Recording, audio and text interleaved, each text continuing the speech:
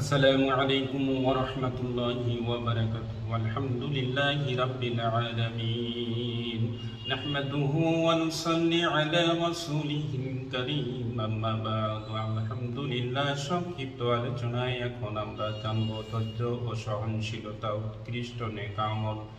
প্রিয় ভাই বোন বন্ধু, ধৈর্য ও সহনশীলতা সাধারণ আমল নয়। ধৈর্য ও সহনশীলতা উৎকৃষ্ট নেক আমল।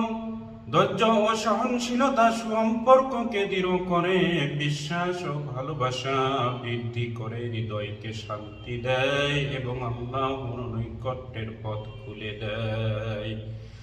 পবিত্র কোরআনে আল্লাহ তাআলা বলেন, হে ঈমানদারগণ, ধৈর্যশীল হও এবং সহনশীল হও। নবীজি সাল্লাল্লাহু আলাইহি ওয়াসাল্লাম বলেছেন, ধৈর্য একটি নেক আমল এবং সহনশীলতার মধ্যে শান্তি নিহিত। সহিহ মুসলিম। নবীজি সাল্লাল্লাহু আলাইহি ওয়াসাল্লাম বিপদ, কষ্ট এবং ভুল বোঝাবুঝিতে সর্বদা ধৈর্য ধরে সহনশীলতা এবং মমতাশীল ছিলেন। ধৈর্য কঠিন সময় হার মানা না, আল্লাহর উপর ভরসা রাখা। সহনশীলতা অন্যের ভুল, দুর্বলতা বা কষ্ট সহ্য করা। শিক্ষা: ধৈর্য ও সহনশীলতা উৎকৃষ্ট নেক আমল।